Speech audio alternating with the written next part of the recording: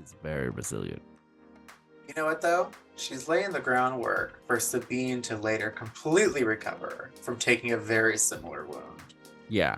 But I will say, at least Sabine got immediate medical attention. This is true. I don't foresee Vader being like, I called you an ambulance as he's like boarding his ship. like, Good luck, bitch. Yeah.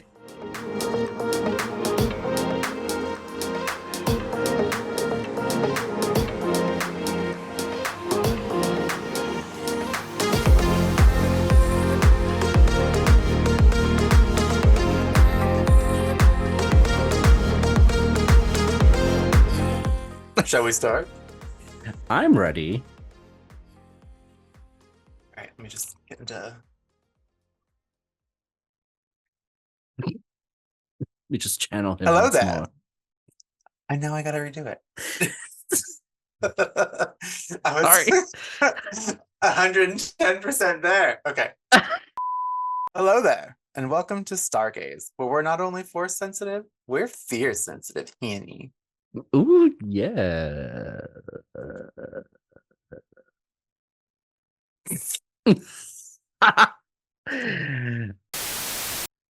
We forgot to do something in the previous 2 episodes. We sure did. Yes. So, this is us breaking the timeline. This is going to be very confusing. So, we forgot to discuss the gayest part of Galaxy's Edge, which should be easy. So let's do that now. What is the gayest part of Galaxy's Edge?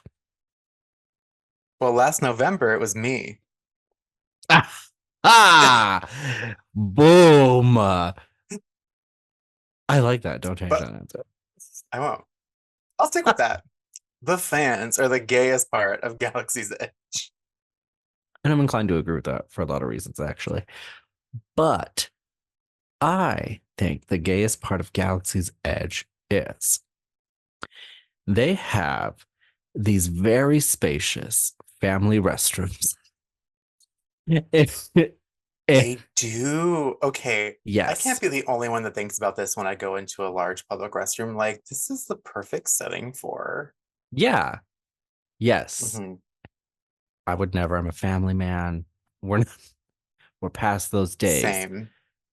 But if you're young and you're willing to take a risk of potentially being banned from the park by security, there are some brand new, I mean, newish, it's been a few years, but new-ish, better than what you're using, I guarantee, new-ish bathrooms, full companion restrooms. So if you have a companion, absolutely, that is a good place to do it. Lots of space, new, hidden It away. knocks the socks off Frontierland's bathrooms. Like, get into it. I don't know what that means. I'm afraid to ask. Well, no, Frontierland actually has nice bathrooms, but I thought the ones at Galaxy's Edge were nicer. That's all that meant.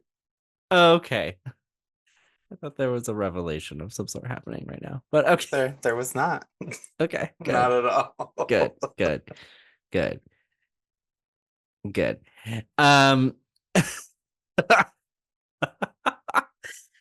But yes. So I think honestly, just for the sheer gay real estate of it all, that is probably for me what the gayest part of Galaxy's Edge is. You're welcome, listeners. Go forth and be fruitful. All over that bathroom. Oh, Disney, please don't ban us from the parks. Yeah, I've never done it. No, I'm just encouraging others to. Okay, and then one more time, us again. Hi. Hey there. Hey. Future us. We forgot to talk about the gayest part of Solo when we recorded that episode. So here it is now for you all. What is the gayest part of Solo? Go. Everything Lando and Donald Glover.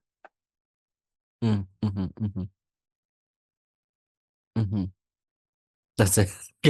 Yeah, just everything he does. Absolutely everything. The flourish of it all, the fashion, the sexual relationship with a robot. Um, Yeah. I just think that's very LGBTQIA plus.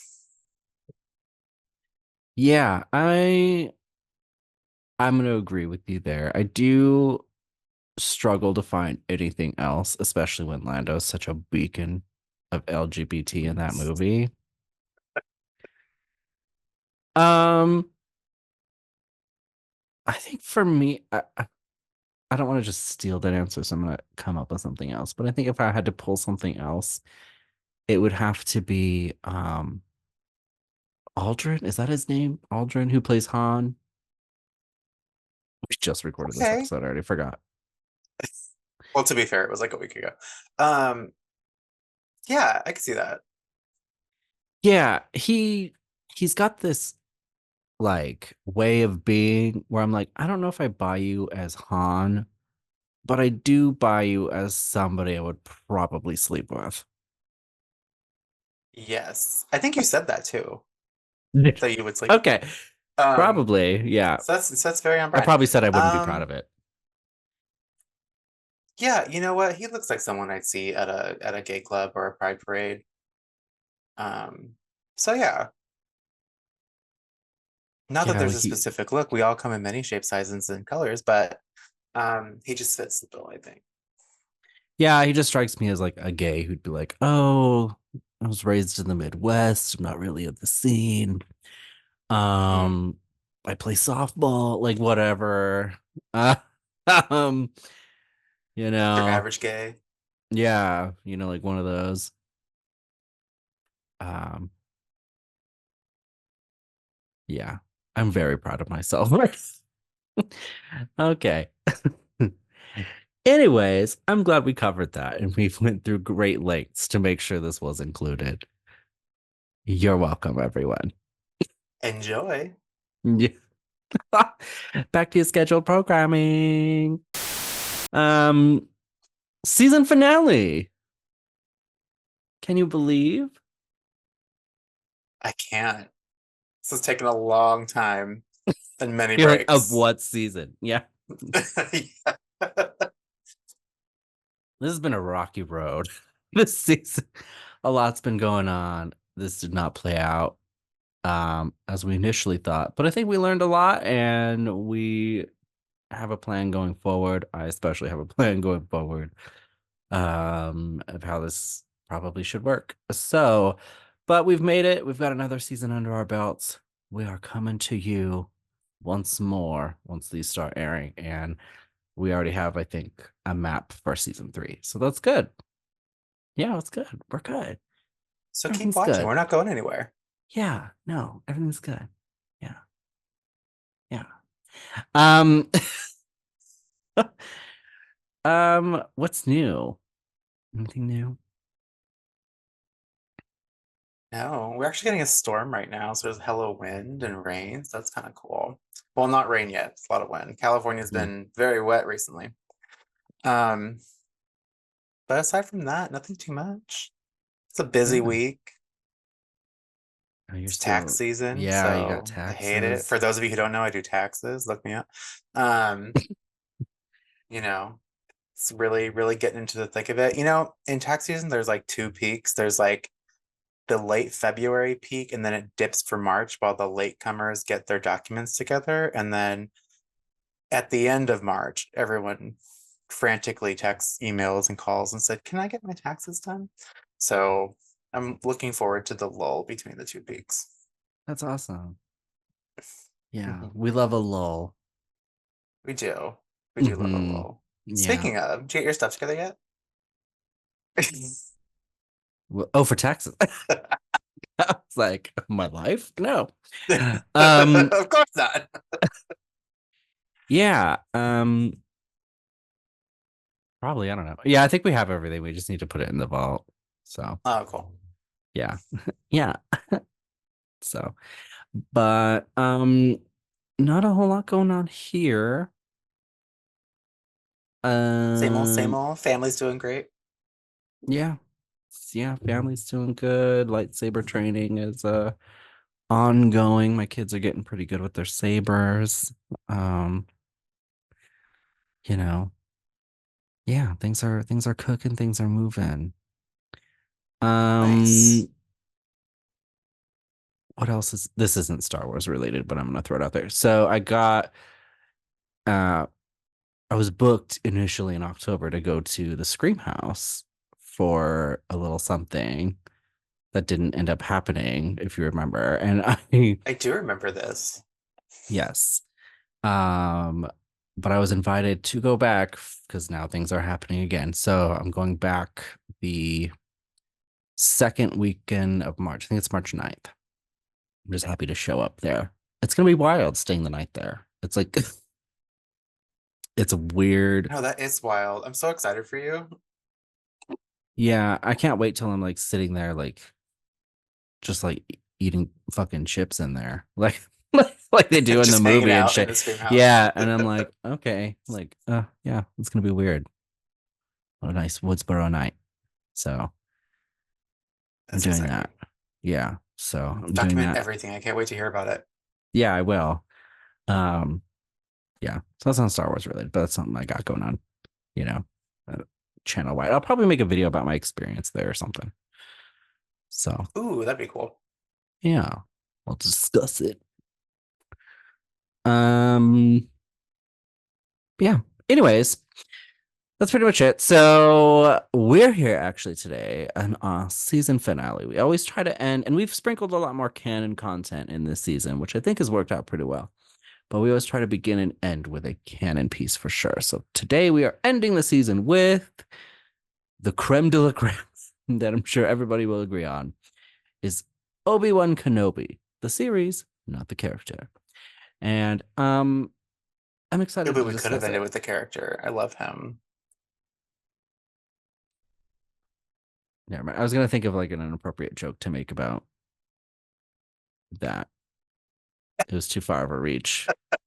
Too far of a reach. My arm is tired. I'm not doing it.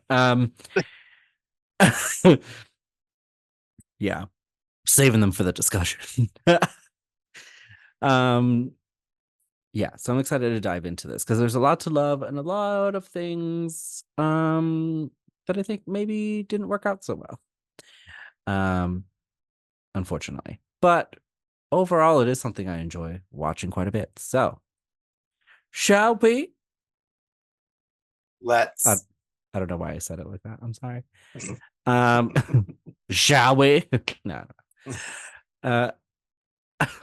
Let's assume the position. Here we go. Oh, so you did go with the K1. Wow. Yeah. Just kidding.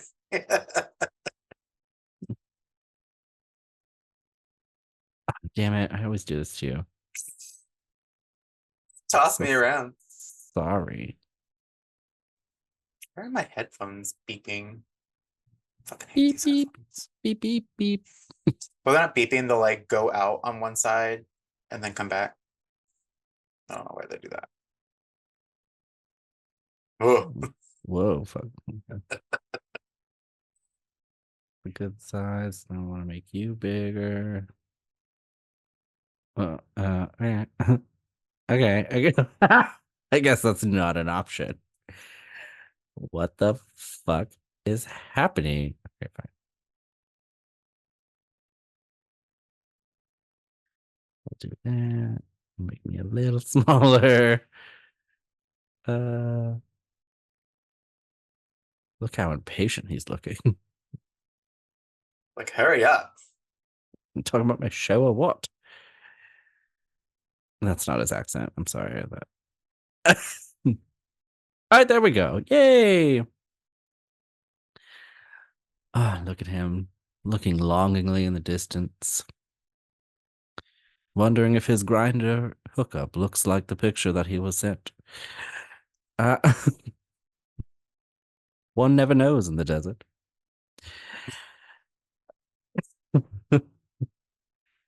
uh,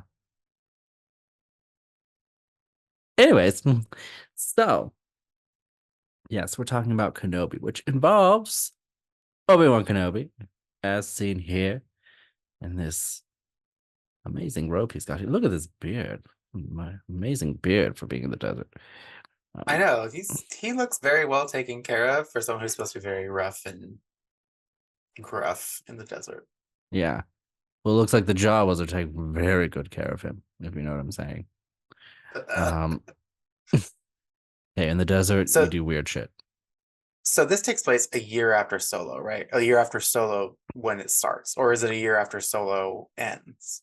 So either way, it's after. So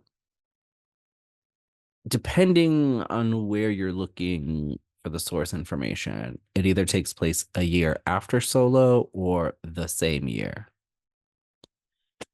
Okay. But either way, around the same time, essentially. If it's a year after, that makes Leia and Han even more concerning.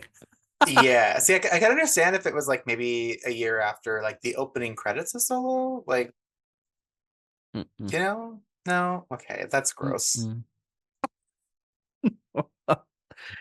Yeah, he's just out there waiting. Like, are you 18 yet? uh, Gross. yeah, very gross. And look at him back there. It's like, that's my daughter. Talk You about it. bastard. Son of a bitch. Um, Anywho's.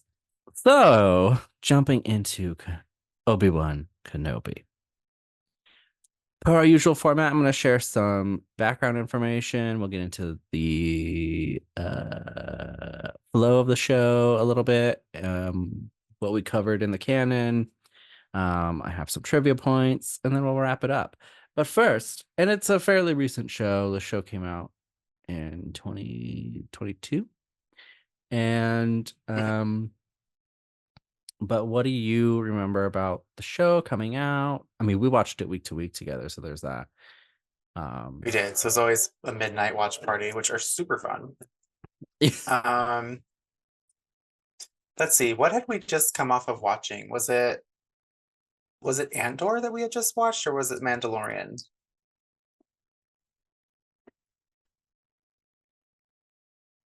that's an excellent question. It was not Andor for sure, because Andor premiered while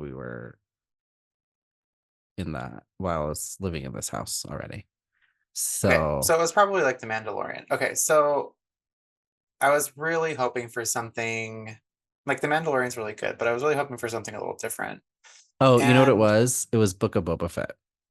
that's what it was. Okay, thank you. So I was Hmm. really hoping for something different. And I was not disappointed. I this was a really I've seen it like 3 times since we initially watched it through. This was really good. Thoroughly enjoyed it. Okay. Yeah. No, that's good. What do I remember? I remember hearing buzz about it for a very long time. And then we've this is the first thing we've discussed in the canon that we watched week to week together, which is cool. It's true. So, well, we talked about season 1 of Andor like as a review, so there's that, but this is like the first like overarching thing. Anyways, um so I enjoyed that. That was cool. So that was like I have like a best friend memory tied to that, so that's cool.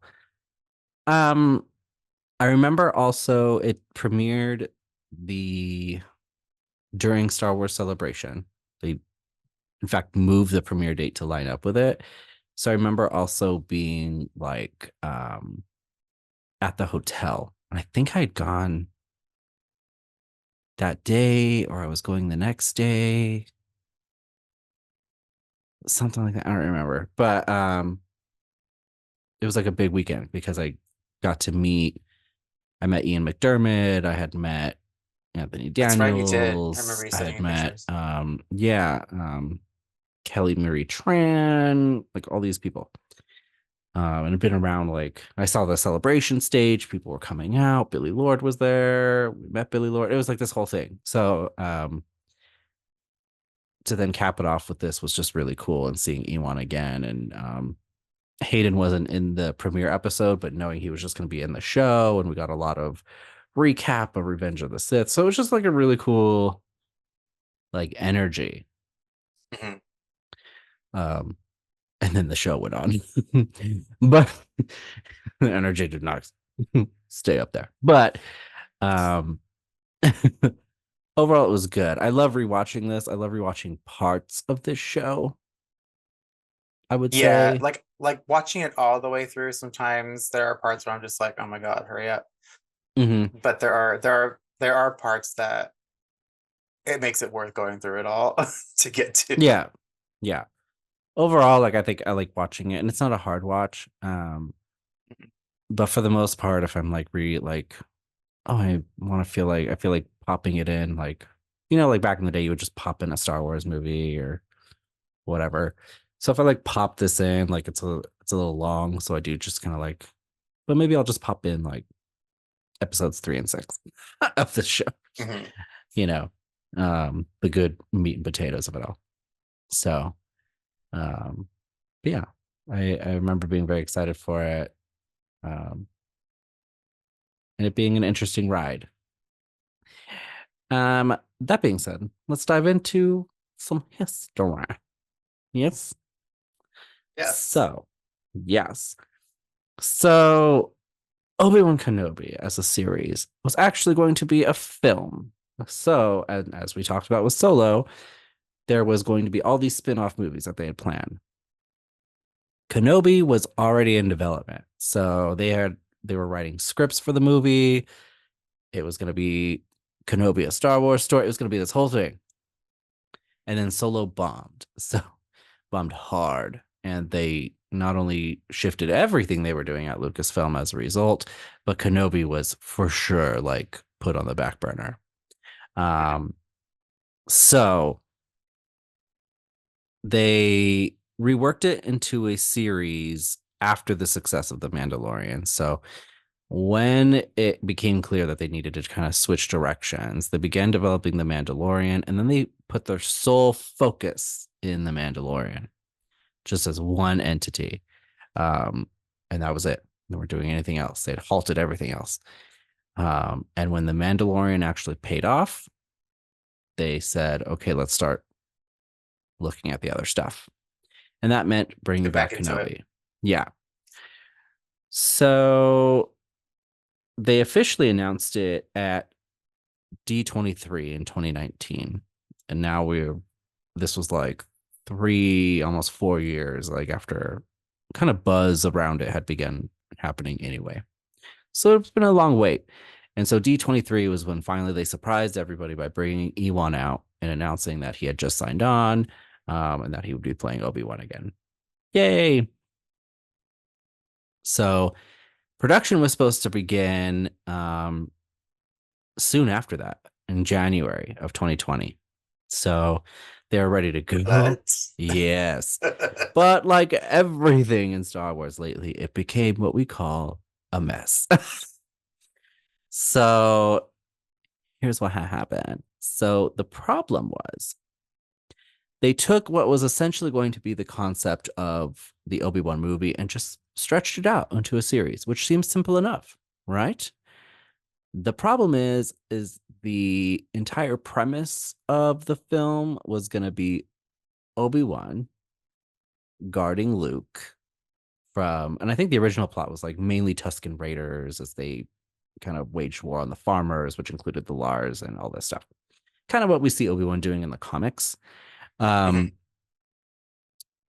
and it was all about him protecting like this special child and stuff, which is still kind of what we get, but in a different way. Different one. Yeah, exactly. And it ended up being very similar to the vibe of The Mandalorian, which already covered that in terms of like protecting a mystical child and doing all this stuff. So, um, as they were getting ready to start production, they had hired already Deborah Chow as the director and all that stuff. They showed Dave Filoni and John Favreau, who was had overseen The Mandalorian, some scripts. And I think at this point, Kathleen Kennedy had already expressed concern based on what she was seeing. Like, kind of just did this. Um, and so they were like, hey, Dave and John, because they're the ones that made The Mandalorian, and said, hey, what do you think about this? And they said, yeah, like that's real close to what we just did. So you should do something else and maybe do something bigger because it sounds like initially it was going to be very just like on Tatooine. So it's interesting too because some people complain that Obi-Wan leaves Tatooine in the series. Like he wouldn't do that. Like that's not what he was supposed to be doing during this time. Um, all this stuff. But it's actually Dave Filoni who actually encouraged them to go a little bigger with it.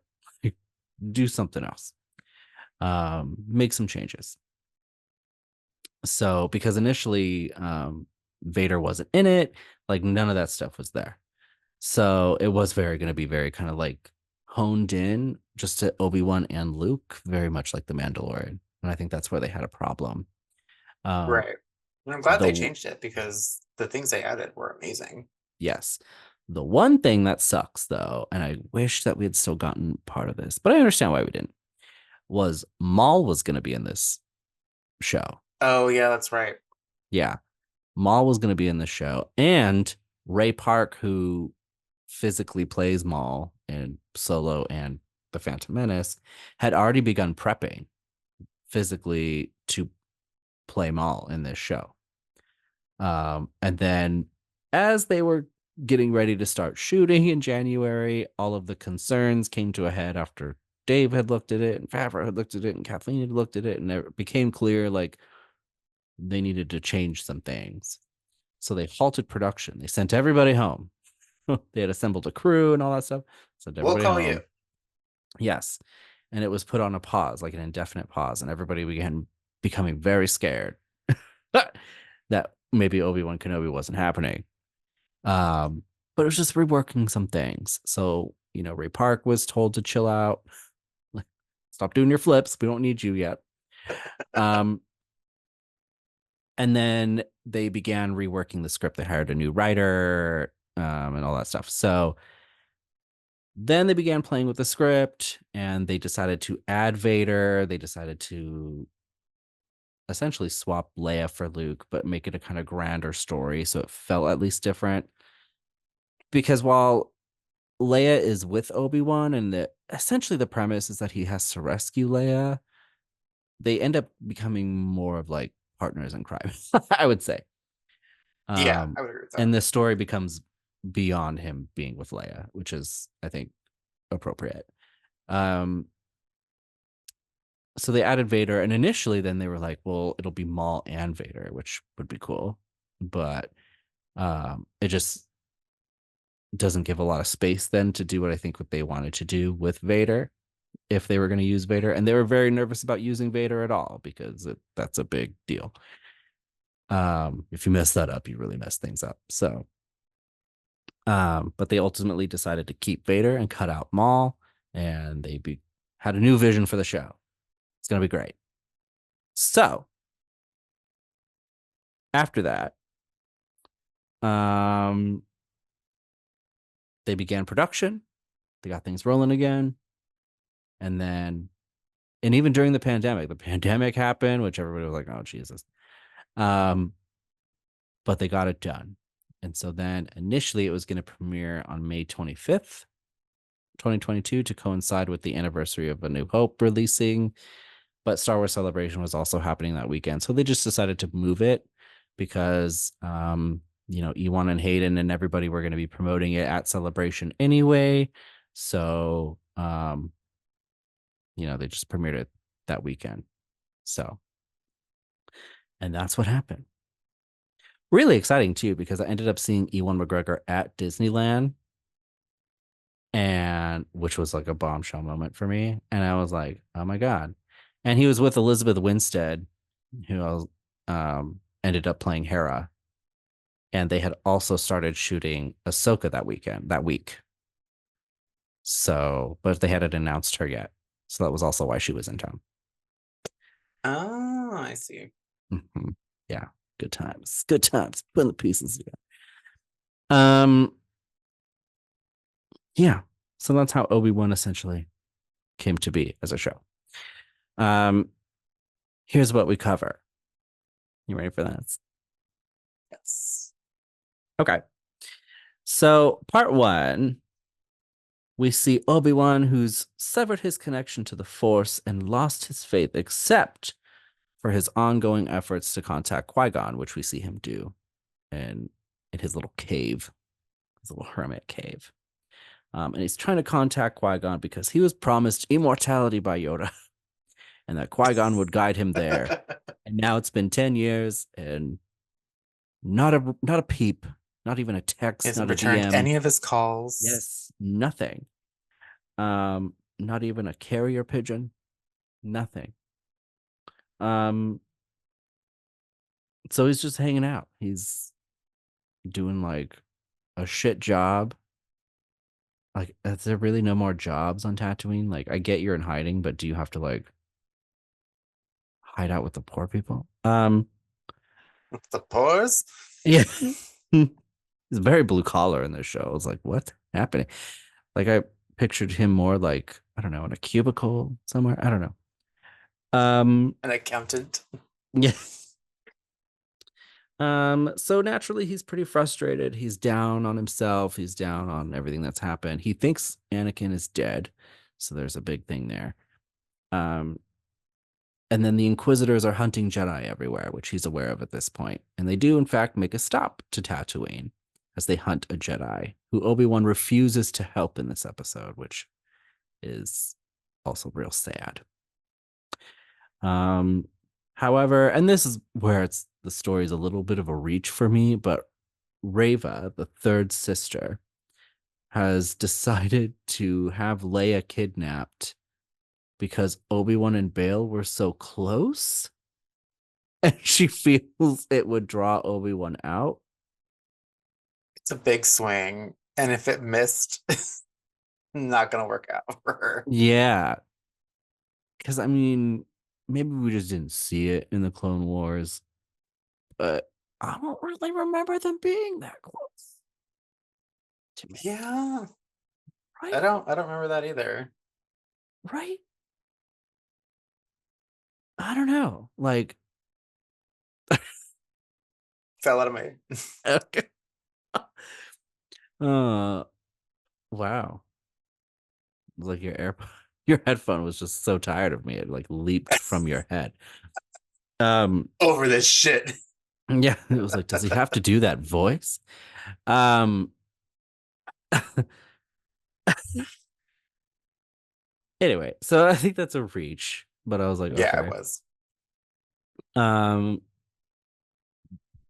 but it pays off because Bale comes a calling. And when Obi-Wan says no, Bale comes a knocking and says, hey, no, you're gonna go get my kid. Like, I get it, you have a favorite twin, but you need to go get her. Thank you so much. Um, and he does. That's where we end off But as he also, decides to if go. that was her plan, why didn't she just track Bale better? Because he would have let her right to him. Yeah. Or I don't know, maybe just take Bale. Yeah. Or just go see Bale and be That's like, where's he at? So weird. Yeah. Lots of the for hiring other writers or some different ones. Um, part two. Obi-Wan is investigating Leia's kidnapping. It's very CSI. And he ends up on Dayu. He actually finds her, but so have the Inquisitors. They're now onto him. So he's running around Dayu. He gets help from Haja, the con man, who um eventually it's revealed that Obi-Wan's a real Jedi. Haja's been impersonating a Jedi. Haja feels bad, so he's like, hey, I actually know where real Jedi could go though, so why don't you go there? And he gives them like safe passage off a cargo ship um to Mapuzo. Mapuzo? Mapuzo. Love me some Mapuzo. And So that happens. Reva barely catches them, and she is halted by the Grand Inquisitors, who says, "No, no, Reva, we have four more episodes of this show. You can't get them right now." And as they're escaping, she drops the bombshell that Vader is alive. Also drops the bombshell. She knows who Vader is. We'll get there. Um, and then she stabs the Grand Inquisitor, which I remember we were very concerned with. We Boss watched it. ass bitch move. Can we talk about the Grand Inquisitor though? Yeah. I had reservations Yeah. about the way they decided to make him look in this series. Yeah, it's not good. And I just want to know for everyone out there watching, maybe someone at Disney, why did we go this route? Yeah, I Um, really wish he had looked more like he does in Rebels. I wish a lot of him was more like he is right. in Rebels. And we've seen examples of, I think they're called Powans or Pow, I think Yeah. from people from Utapau, Yep. Powans. Yeah. We've seen examples of some really cool, scary looking Powans, and we went with this. Yeah. Why? Why do we do that? Please DM us, comment down Yeah. below. Send Um, us an email. why you screwed this up? Thanks. That's my feedback. Because I think he's a really fascinating character. He's very interesting. And he could have looked way scarier, way more menacing. Yeah. Because even in But Rebels, it looks really cool and scary. yeah, he doesn't here at all. He's not that grand for a Grand Inquisitor. No. Sorry. Mm-mm. Um, but survives a mortal stab wound, which is impressive. Yeah, very impressive. I remember we saw that and we're like, wait a minute. Notes Hold for on the room. now. Yeah. Um, yeah. So that takes us to part three. So part three is Obi-Wan and Leia arriving on Mapuzo. And they are nearly captured by Imperial forces, and that's where they meet Tala, who is undercover as an Imperial. Badass. Yeah, she's cool. She's awesome. She's hot. She's definitely attracted to Obi-Wan. We'll discuss that. And yeah, yeah, I'm on to you, Tala. Get up off him. Uh, and she's part of the Path, which is essentially the underground railroad of the Jedi. And so she's like, "Don't worry." So kudos to Haja. So for being a scumbag, was actually sending them to the right place. Right. Yeah. So good for that. So I it's good actually to really know. enjoyed his character. I thought he was cool. Yeah. And it's good to know that even though he was scamming all those families, they probably still made it home safe. Just real poor. He just had a Uh profit at it. yeah. So they're on Mapuzo. She's showing them the path and the tunnels and all that good stuff. Um, Reva has tracked them to Mapuza, and Vader personally goes to confront Obi-Wan. Obi-Wan and Vader have like I would call it a light duel. And um, Obi-Wan gets burned in fire the way Anakin was burned as well. It's absolutely spanked. Yeah. But conveniently burned in places that are real easy to cover up and hide, which, Mhm. I mean, really, like Vader, come on. Like you had your whole body fried, and now's your chance, and you only burn like the upper part of his arm. Really, Vader? Really? Part of him can't bring himself to do it. Yeah. Can't bring himself to be a fucking bitch. I don't know what I'm saying. Anyways, uh So so all that goes down. Tala helps Obi-Wan escape, which is also really questionable because Vader's just kind of standing there watching her slowly drag him across the desert. It's very bizarre. Um, when he could just walk around and probably kill them all. I don't know I have a lot of questions for Vader in this episode. He seems to have developed a flair for theater in Yeah. his I was gonna say convalescence, but I don't think he's convalesced since he's become a robot. Um, Yeah. it's very dramatic. Like, come on, Yeah, Queen. I know. And on first watch, it's like he's got to be doing this for a reason. Like he's letting them get away, right? Like, right. Mm. But then the next episode, he's so pissed that they let him get away, and I'm like, You let him yeah, get away. you let him get You were away. right there. Yeah, kettle black, Hmm. I mean, shit, he could calming. have just picked him up with the force. He stops a whole ship in this series. Yeah, it's really bizarre. It's like he stood there and was like, "Wait, the script said no." I'm just going to watch. Yeah, it was weird. Um. Anyway, the episode ends though with Reva, third sister, which is what I'm gonna call her actually for the rest of the discussion because Reva's a stupid name. And so third sister captures Leia. Part four. So now, after confronting Vader, sort of, Obi-Wan has some newfound convictions. And upon realizing Leia has in fact been captured, decides that he has to go get her. So it's off to the Mustafar system, not the actual planet, just in the system. Mhm. And they go to the Fortress Inquisitorius.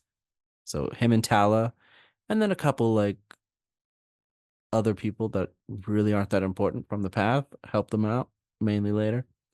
But Tala and Obi-Wan infiltrate the fortress. Obi-Wan sulks around trying to find Leia, finds her. They narrowly escape. One of the people from the path gets killed. Doesn't matter. Uh, and they head back to Jabim. But not before Third Sister has reprogrammed Lola, Leia's droid, and can track them. Again, a lot of tracking in this show. We Uh, see some really cool stuff in the fortress, don't we? Some Easter eggs, some yeah, frozen so that's Jedi. really because I will say, like, this is one of the episodes where I was like, we didn't get a lot done. And there's Hmm. not a whole lot to say, but we do see some of the remains of fallen Jedi, which was a thing in Rebels. Like they would use remains of Jedi to lure other Jedi out of hiding. And so we see like Terra Sinube, for example, he's down there, and some younglings and things like that that are encased in preservation, dead bodies. Uh, I'd but yeah, love. yeah. So the fortress is cool. Like it's a cool thing to see, especially because it was in Jedi Fallen Order. So it was cool to see it on screen. Um, Hmm. but we just don't get a lot done this episode to really make it all that worth it. Part five.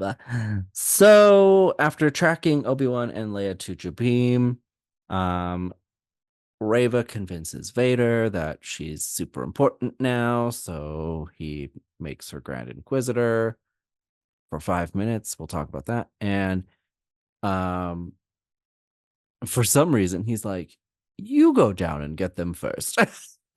I don't know why. He's like, "I'm busy here looking out my window, thinking about all the times Obi-Wan trained me." For some reason. So Reva goes down with some troops, boxes them into the base, and um, Obi-Wan is scrambling to figure out how to get the path out of there. So Obi-Wan, being the negotiator, decides to negotiate with Reva to try and figure something out. And in the process, realizes that third sister Reva was a youngling that Anakin slaughtered at the temple. Yeah, gasp. Gasp. Even though they fucking showed her at the beginning of the first episode, clearly a young version of her and her little bitch friends. Like, I'm just Now saying, dead friends. yeah, there's a show called Young Jedi Adventures that my kids watch, and it's about like these High Republic like younglings, and for the most part, they're pretty independent. Like they're flying around space, they're doing shit on their own. So these younglings deserved to be shish kebabs because they clearly can't get anything fucking done. So That's a really interesting take and stance to have yeah, about younglings. fuck them. That's how I feel about them. All right. So anyway, Obi-Wan. As the shadow of the screen like swallows your Yeah. face. Anyway, so Obi-Wan learns this about Third Sister, and he's like, okay, okay, I see what you're doing. So for some reason, you've just decided to spend your whole life getting next to him so you can try and kill him, which seems like a really long plan. But okay. So he's like, what if we team up? And he's like, I'll surrender to you. You surrender me to Vader. You get to kill him. Bada bing, bada boom. We're all Yeah, they're happy. there at the blast doors, and Obi-Wan's like, so how do you feel about alliances? Yeah. If you don't pull my lipstick tonight, yeah, We which will is both like, take him down. yeah, that's how it goes. Except he has no intention of doing that, which is funny. Um, so she kind of says yes, sort of. She really says no, but she's down for it's a really weird. We don't really get a lot of resolution there, but Well, yeah. I mean, she went into this competition knowing that she was going to be for herself and yeah, team up with nobody. yeah, And exactly, this is probably really shaking her. She doesn't know what she wants to do. I exactly, feel that. yeah. So at this point, so now Obi-Wan's just trying to keep her away, but at this point, Vader says maybe I should go down there. I do fancy So a stroll. yeah, so he finally shows up. It's time for his walkthrough in the workroom, and he he finally arrives. And at this point, the path is already on a ship because he didn't make his 8 o'clock call time for some reason. And he grabs a ship that's taking off, which was really cool, only for him to get it down there, rip it apart, and they're like, actually, they're in the ship in the back. Bye. Which was Psych. really cool. Yeah. He couldn't feel that. He, I feel they're in the other one. Yeah. I don't know. Um, yeah, not a good day for Vader. Really No, like really wasn't. egg on his helmet, let me tell you. Reva tries to kill him. She's like, maybe that plan was good. And no, it was not. Um, and I love that he's like he has like a little duel with her for no reason because you kind of get the vibe he could just kind of kill her. Like, Yeah. she loses her saber, he gives half of it back. He's like, no, actually, keep going, little buddy. Yeah. Let's see Yeah, what you got. yeah, I love playing with my food. Um,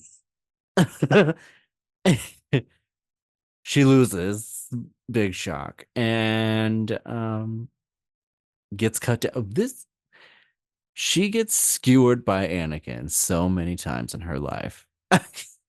Like, wow, it's She's impressive. very resilient. It's impressive. So he just kind of stabs her. I'm assuming in the same spot. That just seems like the kind of guy he is. He's like, I remember when I stabbed Remember you this? here. Yeah, exactly. Um, Grand Inquisitor shows up because he's been there waiting, I guess. It's like out out with the stormtroopers. Like this is gonna be really gaggy, guys. Like watch. Yeah. He's like, just Vader's like, just like we rehearsed. You wait till I've stabbed her, then you walk out, and And then he's like, okay, first I walk out, then you stab her. Vader's like, no, I'm not going through No, this no, again. no, no, no. No, no, no. So he gets his old job back. Things are great. It's a Except great day for him. Obi-Wan's left a broken communicator. Wow, Obi-Wan, really? And this is also a stretch for me. She finds part of this message about where Bale only says in the message about the child on Tatooine. And she does mention Owen, I think. But one, I guess there's only one Owen and on The whole fucking planet. the whole planet. And somehow she d- deduces that the child must be Vader's. So she's like, okay, well, if he's just gonna keep stabbing me, I'm gonna go Let's grab stab his his kid. kid. Yeah, Yeah. exactly. um, surviving yet another mortal wound. She is very resilient. You know what though? She's laying the groundwork for Sabine to later completely recover from taking a very similar wound. Yeah. But I will say, at least Sabine got immediate medical attention. This is true. I don't foresee Vader being like, I called you an ambulance as he's like boarding his ship. like, Good like, luck, bitch. yes. Uh, what a stand-up guy. um, You know, he's got class. yeah. And he's got sass. Um, This season on Star Wars Drag Race. yeah. um, part 6. So now being pursued by Vader, Obi-Wan decides to use Vader's vengeance against him, which is also a big leap because he's like, I bet, even though the entire path is basically on this ship, and they're going probably to the main place that they can find other people from the path. I bet, though, if I hop off this thing, they'll just leave everybody alone. Interesting plan. But it works because there Obi-Wan goes. He gets up on a little ship. He goes down to the nearest planet. And Vader says, actually, you know what? Let's give up looking for all the other Jedi. Let's put a pin in that. And he goes down to face Obi-Wan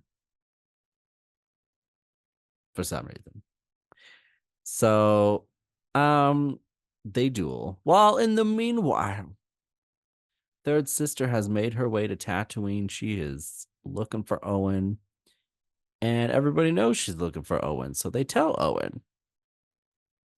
She's looking for you. Yeah. So him and Baru prepare. They get all of their shotguns. They they pull out everything that their Second Amendment protects. And Yes. and they are ready to do the damn thing. Luke has no idea what's happening. Poor thing. So she shows up in the dead of night, ready to slaughter Luke, and a chase ensues, and they fend her off just enough for him to venture out into the desert, which is scary in of itself. I live in a desert, not unlike Tatooine. They just found 6 bodies like over there, like that were just left there. So I personally, if this were my kid, I wouldn't be like, hey, run into no. Well, it just indicates the desperate nature that they were, or the desperate situation they were in.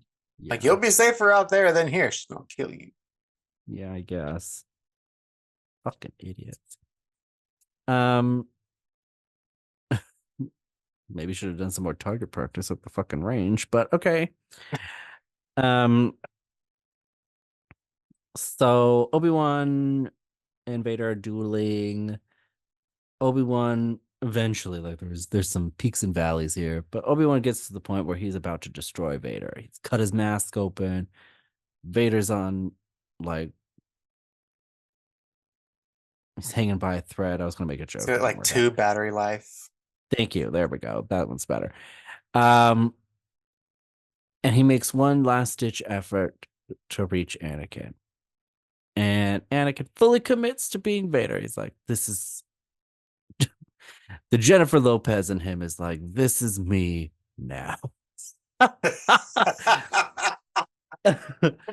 um, and Obi-Wan, mainly because there's other movies with both of them in it from now, decides to let him live. Despite him fully committing to killing him on the planet. I don't know. Because he goes into that He fight, just he's like, decides Vader's not my problem. Like you're yeah, not Anakin. Cool, never mind. Enjoy the rest of your day, bro. yeah. Sorry, I thought you were someone else.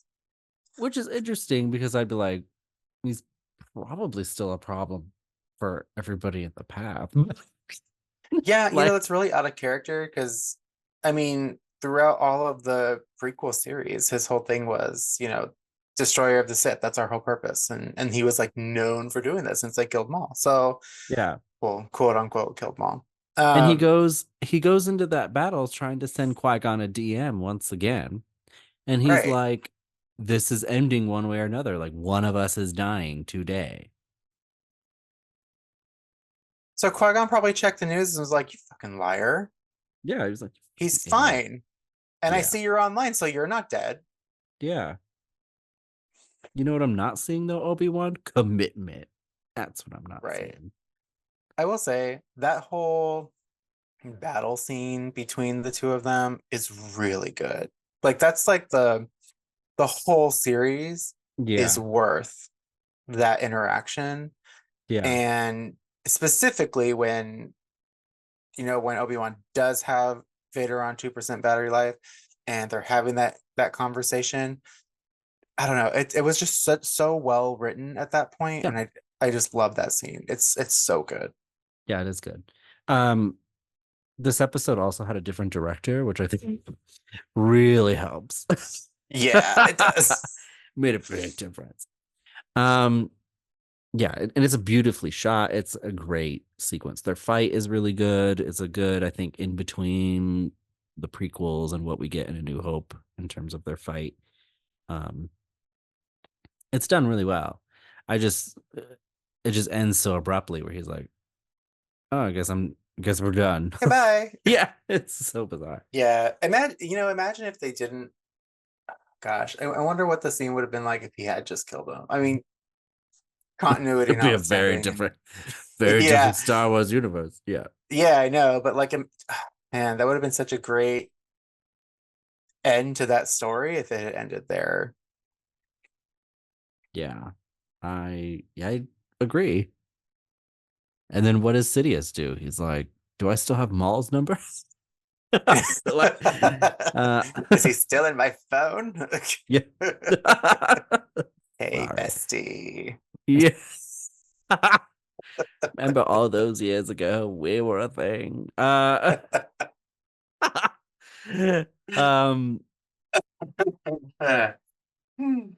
so everyone leaves him stranded on the planet, and then he's like, conveniently, somehow from across the galaxy, was like, something's wrong with Luke. And somehow also conveniently gets there within like 5 minutes of travel time. Where was Took Obi-Wan the when they interstate. needed to yeah, exactly. Where was Obi-Wan when they needed to deliver the coaxium? Because Right. Obi-Wan clearly knows how to drive, baby. Okay. um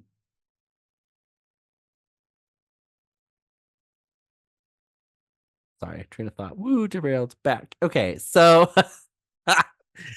um so he ends up making it within minutes, but still too late because third sister already has Luke, which I also think would have been a cool ending to this story if she had just skewered him right there. Like, yeah, just give Vader my thanks. uh, and then he's like, he has another one. Uh, This is even the rich one. yeah, this is the poor one. The joke's on you. Um, but third sister decides not to become like Vader and spares Luke's life. Also because he's in two other trilogies after this. So there's that. Um, and after that, everybody goes back to their proper places. So we see Leia back home. Things are good, and things are back to normal with Luke. Obi-Wan finally meets Luke, which is cute. Like formally meets him, and finally gets the call he's been waiting for as Qui-Gon finally appears to him and says, "I'm glad you're done fucking this shit up." Uh, and We got some work to do. yeah, and begins his training once more. End of show. That was awesome. Seeing Liam Neeson as the Force Ghost of Qui-Gon was really, really cool. Yeah, I thought that was cool. I hope he comes back for other stuff. He keeps talking about how stupid it is that they keep bringing people back. But he keeps coming back every time they call. So I don't know. She just shows up. This is so dumb. What are we doing? Yeah. Where's my money? Um, yeah. So things to love, things to not love. This show does something that I think is interestingly smart for the show in terms of the rhyming of Star Wars that is always talked about, where all of the episodes are formatted after the first six Star Wars movies that Obi-Wan is thus a part of. Um, so episode one is kind of like the call to adventure, and we see him discovering like the special child and all that stuff. We even get a little Easter egg of Luke looking almost identical to Anakin in episode one. Um, and so there's a lot of like Phantom Menace notes. We spend a lot of time on Tatooine in that episode. Um, so that kind of stuff. Episode two is Obi-Wan solving an investigation. He's solving a mystery, just like he does in Attack of the Clones. Um, he's doing like his best Columbo impersonation. The scenery is very similar too. It kind of looks like Mhm. Coruscant when he was tracking down the chamber. Exactly. Yeah.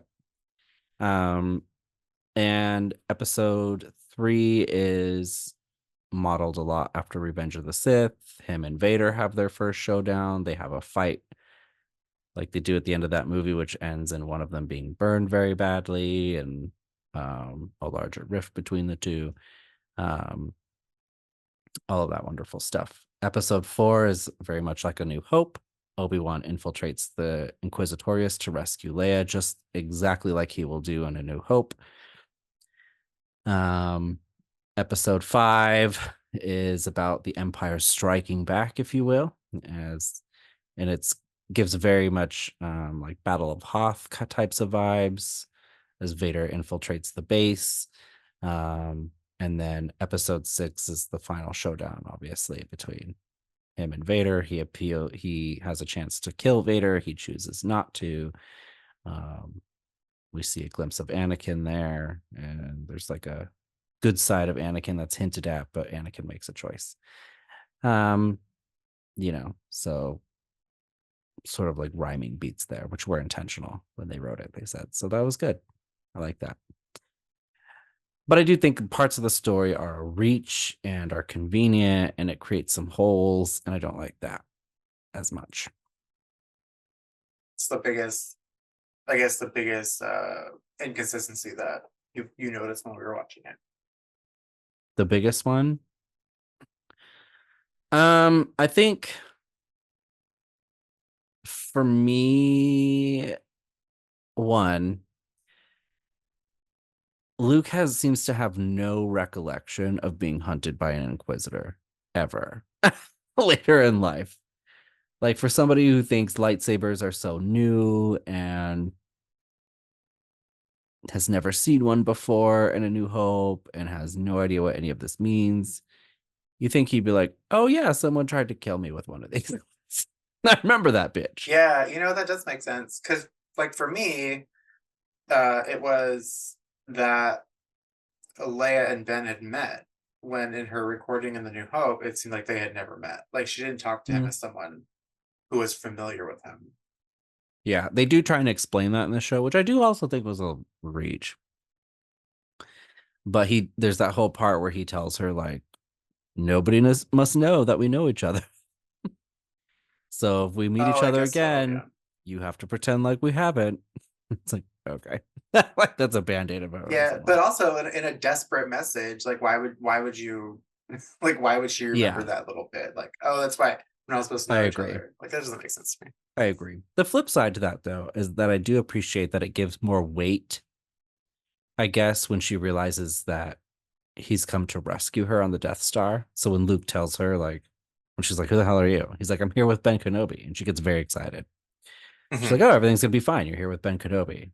And now, with this in mind, it's like, oh, it's because like they've done this before. Right. That's cool. And then she watches him die. Yeah. She's like, what Yeah, could possibly go wrong? Ben's here. yeah, yeah. Um, so stuff like that is cool. I do like the idea of him spending more time with Leia because he really doesn't in the original trilogy, and and all that good stuff. So, um, I do like it, but it is weird, and they do put a very obvious band-aid over it, which I think is bizarre. It also makes how upset Luke is at Obi-Wan dying seem very, I guess like she would be more upset because she's known him and like they've been on adventures together. Yeah, which And my she's whole just thing. kind of like, fine, like, we gotta get out of here. And she's probably just like, you barely even knew him. Like, Yeah, aside from the fact like you're crying over this, and not only have I lost my friend who I just watched be slaughtered, but I watched my whole planet blow up. right. So where's my blanket? Yeah. Yeah. Maybe some perspective for you, Luke. Yeah. Yeah. Stupid bitch. Leia's Well, he's so dead now. resilient. He got what's coming to him. Um, um, yeah, and then of course I think the idea that the whole show is spurred on the third sister somehow knowing that Obi-Wan would come get her, I think is big reach. And her even really knowing that Anakin is Vader is, I also think, a big reach. Because Yeah. yeah, he attacks the temple, but for her to be like, oh, to see Vader later and be like, that must be the same guy. Like, Right. I don't subscribe to that. So there's that. So it's not perfect. I do like the idea of him doing this kind of stuff at this point in time, and I would love to see a season 2. I would love that. Um, and overall, the show was ultimately, a lot of people had things to say about it, but ultimately it was received okay. Like they still deem it to be a success, and I think it is. And Hayden wants to do a second season. Ewan wants to do a second season. Um, We want them to do a second season. yeah, Kathleen Kennedy was like, yeah, maybe later. We're not really talking about it right now. Um, so I understand But that shouldn't too. we be? Yeah, maybe we should, bitch. Like, it's not like we didn't want it, and it's not like that we didn't like what we got. It's just like, it's just you did it wrong. And so we want Yeah. Just didn't do it the way we really wanted. And, yeah, maybe take some notes. yeah, take some notes. Watch this Um, podcast. yeah, maybe get a fucking clue. So a little bit of trivia. Mm, mm, mm, mm, mm. Oh, John Williams scored the theme song for this show. I love that trivia because Obi-Wan's like the only one who doesn't have his own theme. Yeah, that's true. Yeah, I thought it was really cool. Yeah. So he made the theme for the show. He didn't score the entire series, but he scored Obi-Wan's theme for the show, and which became obviously Obi-Wan's theme as a character and was used heavily throughout the series. So that's good. Love that for John. Uh, uh, uh, uh, uh, uh. Ewan McGregor, once he was able to announce that he was returning as Obi-Wan, admitted that he had been lying for almost 4 years about returning to Obi-Wan because he always gets asked that question. He's been asked that question since Revenge of the Sith. Whether or not he was or wanted to return as Obi-Wan, he's always said no. And especially once rumors began that an Obi-Wan movie was afoot, he kept saying no, even though he had in fact been told that they were developing something for him. Liar. Yeah, you filthy little fibber. Once they had reworked the series to include Vader, Deborah Chow, who directed the series, the bulk of the series, was so committed that Hayden be the one to wear the suit and return to playing Darth Vader that she flew out to his farm. Because Hayden Christensen, this is funny. Hayden Christensen, after all the shit he got.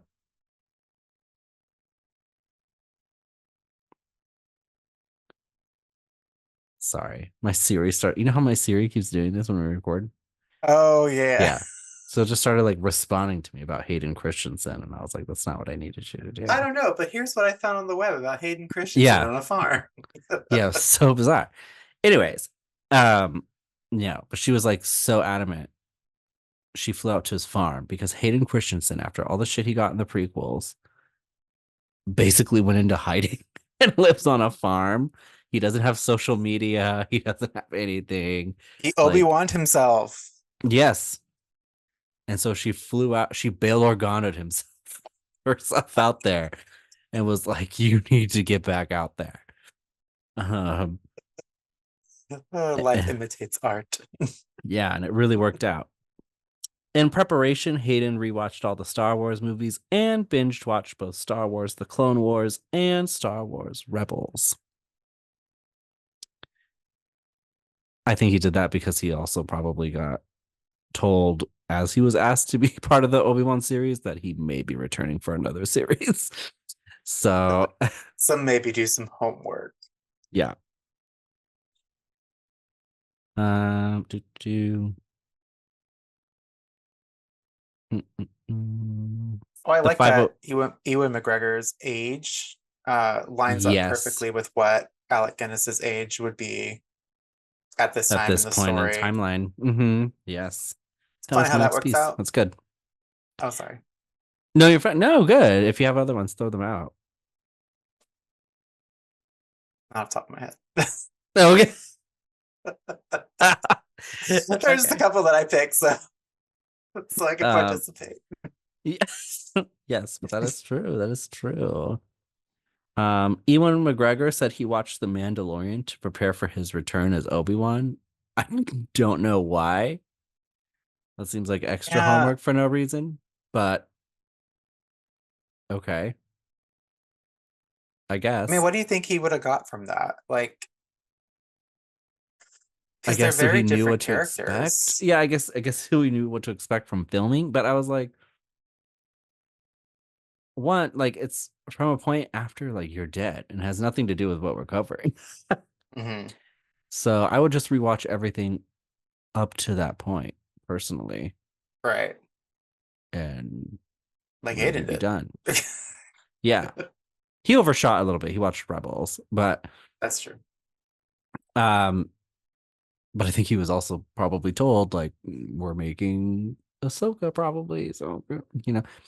Hmm. Um I would say maybe watch the Clone Wars. I don't think he did. So that's I don't know. That's weird. Um Tamura Morrison appears as a clone in this show, which is cool. So he plays one of the 501st.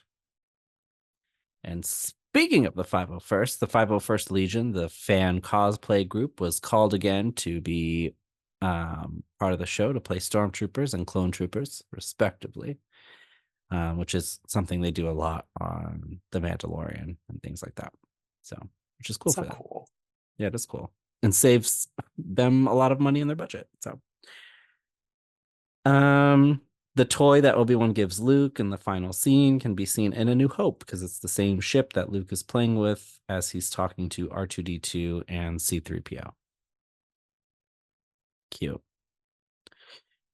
Um, Obi-Wan says his iconic "Hello there" when he first talks to Luke, which was a very popular line that he had in Revenge of the Sith when he meets Grievous.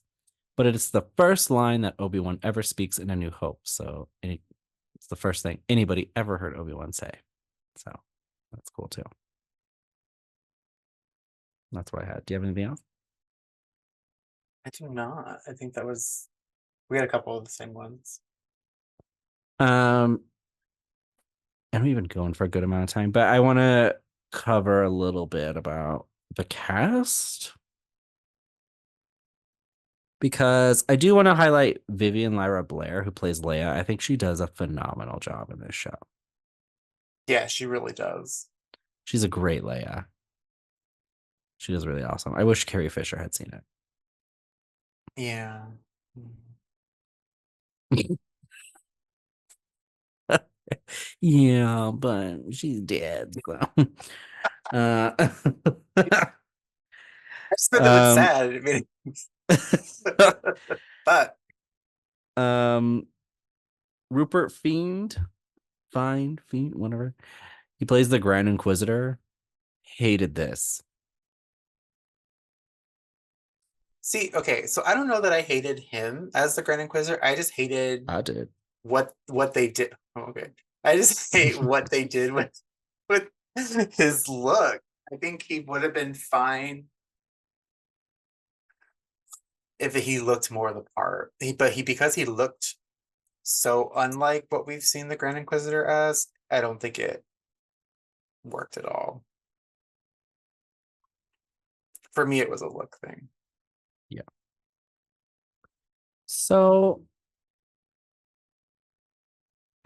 he's just a very different Inquisitor than when you see him in Rebels. Mhm. And Rupert also said several times that he didn't watch Rebels. He didn't look at anything. Like he didn't know homework. Evident, Yeah. So that bothers the shit. Like you cannot do this here. right? Um This isn't that kind of project. yeah, no.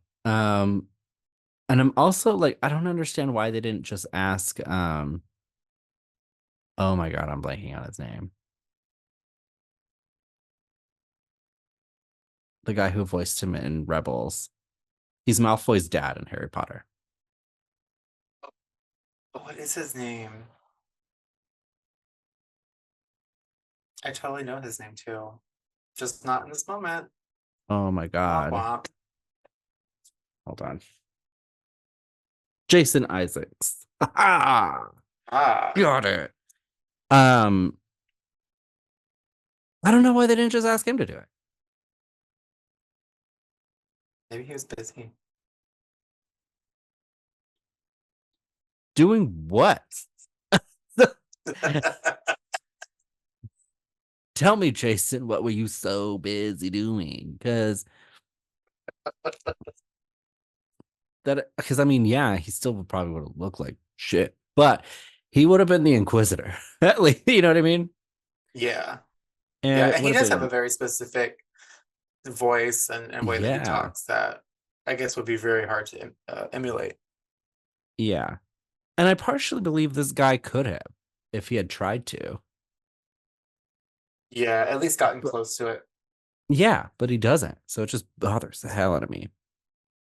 There's also Moses Ingram who plays Third Sister. Yeah, I was gonna say, let's talk about Moses. You have a Or lot her to say about character. Moses. Okay. No, Um, not about Moses as a person. Like, um, I do remember reading somewhere, I think as we were watching it, that she was not a fan or into the story. yeah.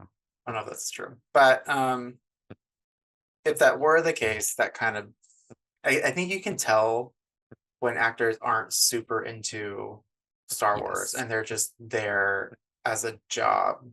And Yes. there's nothing wrong with that. It's just that Star Wars fans can sniff that out real quick.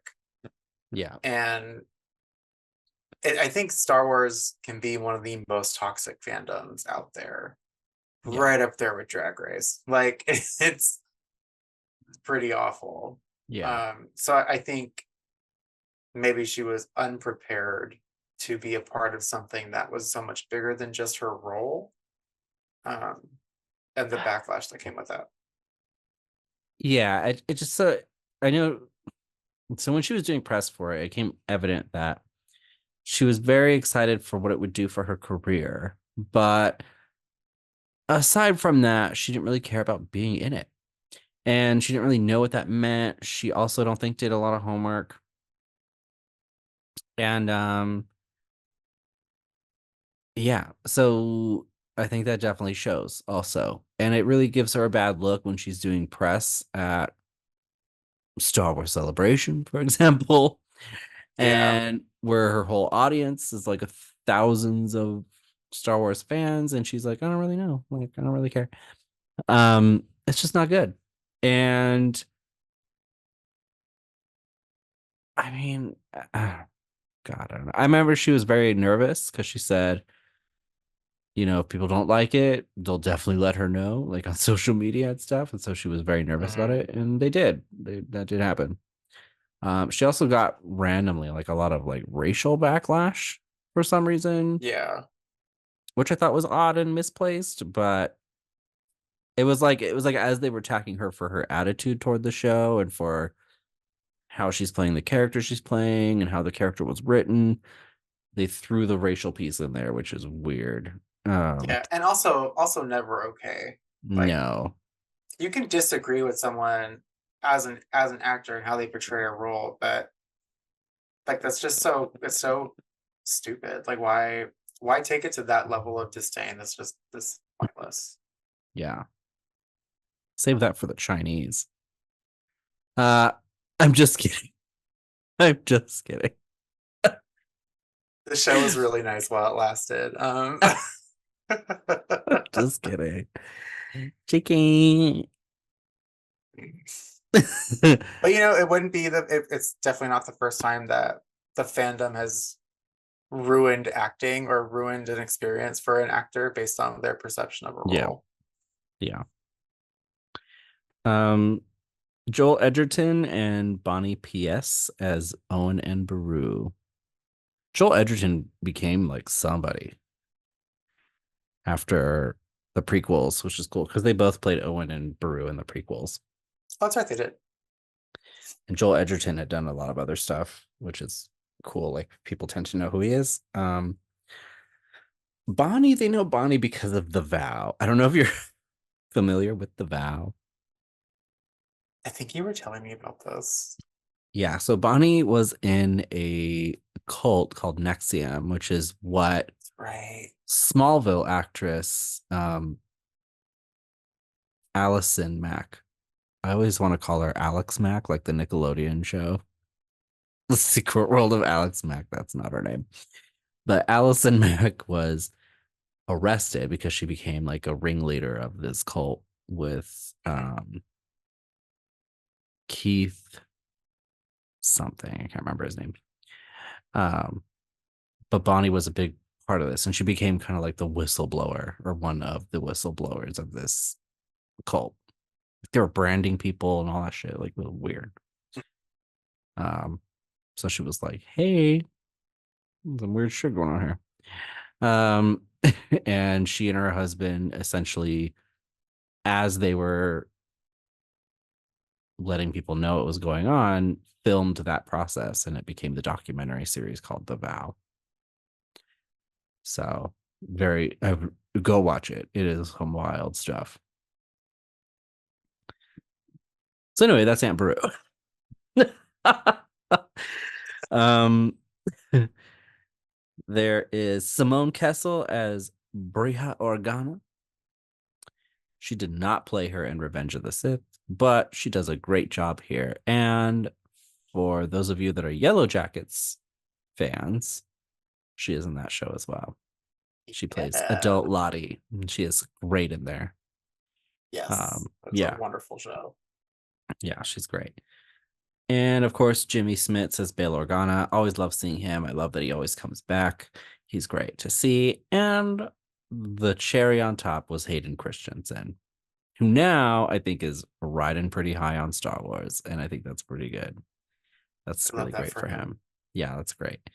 And he was good in here. He didn't get a lot to do. I was hoping he'd get to do more here. But he did get to be in the suit. That's been like a big, like, did he or didn't he? He was in the suit for a good portion of the time anyway. And obviously got to play him in the tank. And got to Yeah, there was that one scene where Obi-Wan thinks he sees him on uh-huh. Yeah. that one planet. So they dressed him up for a day and just kind of put him on a hill in Southern California. Hmm. And yeah. And then the prequel shots, obviously. But um yeah, so I loved seeing him here, and then we got to see him in Ahsoka, and almost an even better, like, better way there. So I just think it's been good stuff for Hayden lately. So it's good to see. He's in his redemption era. It is his new album. Uh, Yes. yeah, that's all I really wanted to discuss with the show. Is there anything else you wanted to cover? We covered everything. Yeah. It's a really good show. Go watch it if you haven't seen it. It is a good show. But did we cover the most important thing, which is No, we do not. what is the gayest thing of Obi-Wan Kenobi, the series, not the character?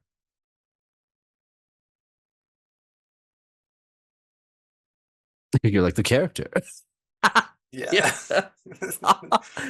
The Bi King himself. Hmm. By King, not biking like a cycle, like No. by Like the Space King. bisexual. Emphasis on sexual. Third sister's also pretty gay. Yeah, she gives me big lesbian vibes. Big old. Big old lesbian vibe. Um, I don't really know what I would say the gayest thing of this show is. I feel like I can't even say the fashion because it's like that was pretty Yeah, lacking here. it was pretty lacking. Could it be the conversation between Vader and Sidious where Sidious is like, is your ex gonna be a I problem? was just yes. So and he's like, "We gotta drop everything. We gotta go find him. We gotta do this." And then he's just like, "You seem agitated." Yeah. You seem really into someone you said you were done with. Is something we should talk about? Yeah, Or I called you to discuss Grey's Anatomy. do I need to go back to my flat on Coruscant and like we spend some time apart? Like, Yeah, you let me know if tell you're me, coming for Veda. Drag Race. Yeah,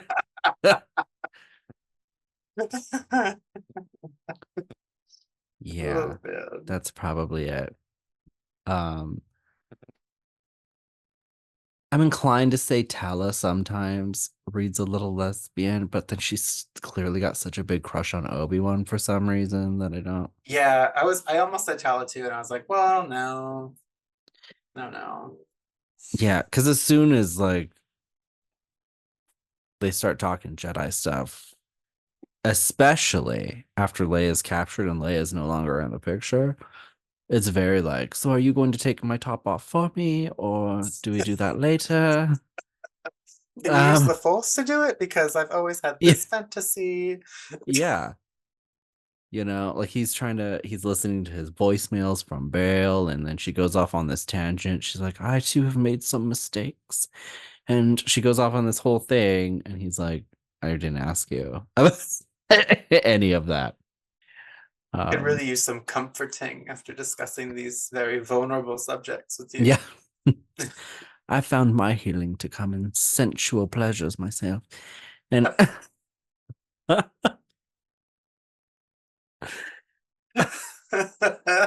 Perhaps you'd like to journey with me on healing your own problems. I could really help you out.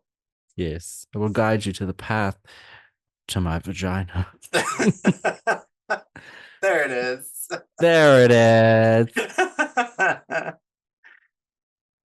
Season 2, everybody. Yay! Yay.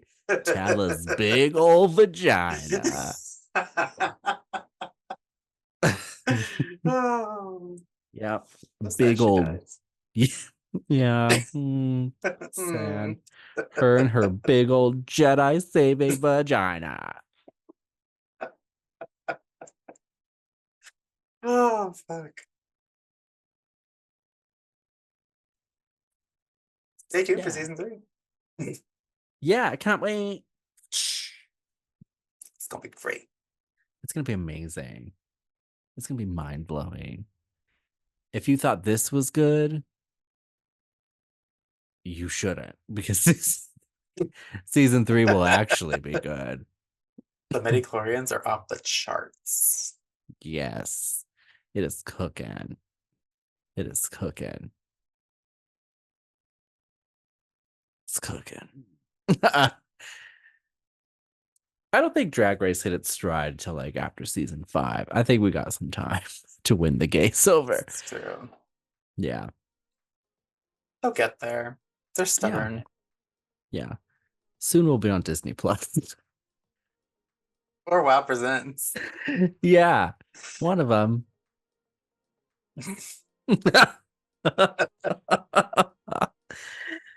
Wow, another season down. It's weird because like we're gonna record 2 other episodes after this. So to us, I don't think it feels like we're done. Doesn't feel But final yet. yeah, nope. But yeah, but thanks for being with us this season, guys. We'll see you next May. Okay. We'll see you in 2025. Okay. So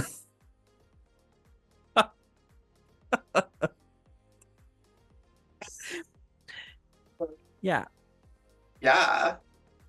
Let me get this shit off my screen. Let me get this fucking asshole off my screen. I was talking about Obi-Wan, not you. I was like, damn. Thanks. Yeah, Appreciate it. but I'm glad we got it took us a long time. It was a rough road this season, but I'm glad we got it done, and it's been a blast. And to future us, I'm sure it's been a blast watching it. And hopefully people besides us are watching it also. Yeah. Fingers crossed. Woo! That's always the goal. Right. But yeah, anything else? I think we're done. No, I can't wait to start season 3 after we do the last bit of this season. Yes. All right, well, if you'd like to check out any past episodes of Star Gaze or stick around for our upcoming season 3, hit the subscribe button so you don't miss out. And you can check out anything else that the PG Media channel has to offer you. And if you are listening to us on podcast platforms, then feel free to leave us a comment, leave us a review, rate us if that's possible on your platform. We would appreciate it. And we appreciate you being on this journey with us. And with all of that being said, please go watch some Star Wars, watch Kenobi, and may the fierce be with you. Yes.